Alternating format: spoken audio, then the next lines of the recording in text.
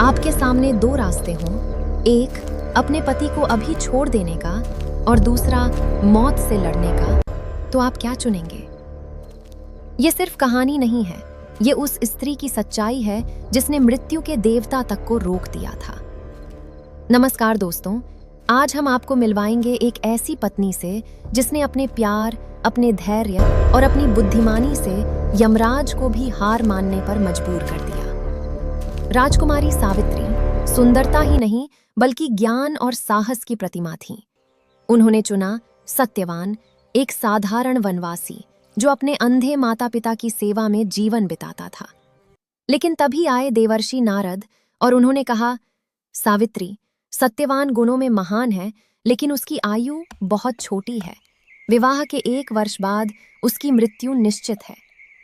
सोचिए, 1 साल का प्यार या पूरी जिंदगी का इंतजार।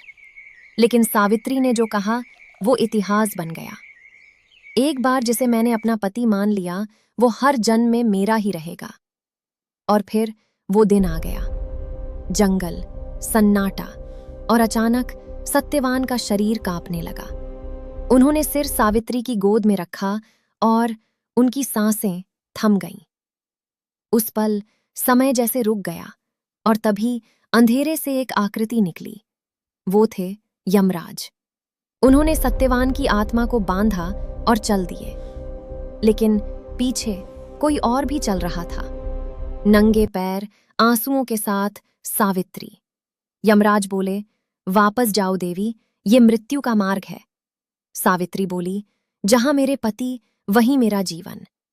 उनकी भक्ति से प्रभावित होकर यमराज ने कहा, 3 वरदान मांगो, पर सत्यवान का जीवन नहीं।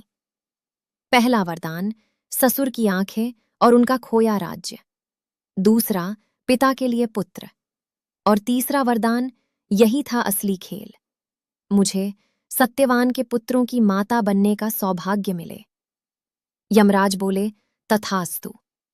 और फिर उन्हें एहसास हुआ, अगर सत्यवान जीवित नहीं तो पुत्र कैसे? मुस्कुराए और बोले, आज तक किसी ने मुझे इस तरह नहीं हराया। सावित्री, तुम्हारा प्रेम अमर है। और उन्होंने सत्यवान के प्राण लौटा दिए। सत्यवान उठे जैसे कुछ हुआ ही ना हो। लेकिन उस दिन इतिहास बदल गया था। तो दोस्तों, क्या आज भी ऐसा प्रेम संभव है? कमेंट्स में जरूर बताना। और अगर ये कहानी आपके दिल को छू गई हो तो लाइक और सब्सक्राइब जरूर करें।